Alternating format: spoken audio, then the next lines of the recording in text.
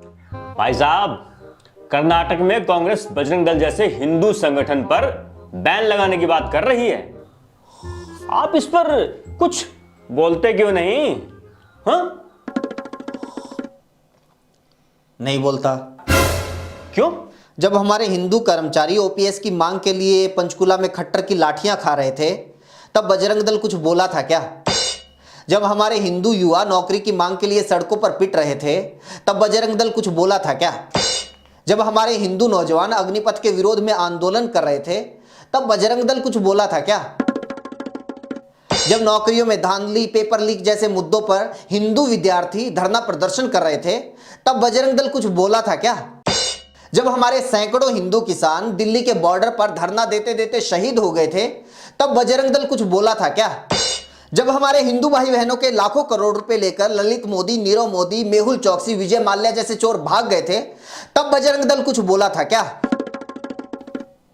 जब बड़े बड़े उद्योगपतियों का लाखों करोड़ रुपया माफ कर दिया गया और हमारे हिंदू गरीब किसान, मजदूर, छोटे दुकानदार कर्ज तले दबकर आत्महत्या कर रहे थे, तब बजरंग दल कुछ बोला था क्या? जब करोड़ों हिंदुओं की जमा पूंजी अपने मित्र अडानी को बचाने के लिए उसको सौंप दी गई थी, तब बजरंग दल कुछ बोला था क्या?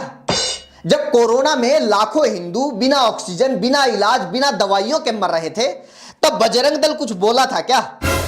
जब कर्नाटक में हिंदुओं से 40% कमीशन मांगा जा रहा था, तब बजरंग दल कुछ बोला था क्या? बड़े देशभक्त बनते हो। फरवरी 2017 में आपके आज के बड़े नेता ज्योतिरादित्य सिंधिया ने प्रेस कॉन्फ्रेंस करके बोला था कि बजरंग दल तो वो संगठन है जो मुंह में राम और बगल में छुरी रखता है, क्योंकि एटीएस ने पाकिस्तान के लिए जासूसी करने वाले 11 लोगों को पकड़ा था। ये लोग टेलीफोन एक्सचेंज के आड़ में मुखबिरी का धंधा कर रहे थे। एक तो पता नहीं इन लोगों की मुखबिरी करने की खानदानी आदत कब छूटेगी।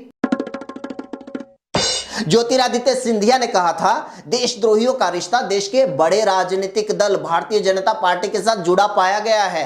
भारतीय जनता पार्टी विश्व की पहली आईएसआई सर्टिफाइड पार्टी बन चुकी है, क्योंकि पकड़े गए 11 में से 3 लोग सीधे भाजपा के साथ जुड़े हुए थे। ध्रुव सक्सेना भाजपा युवा मोर्चा का सदस्य रह चुका था और आईटी सेल का संयोजक था।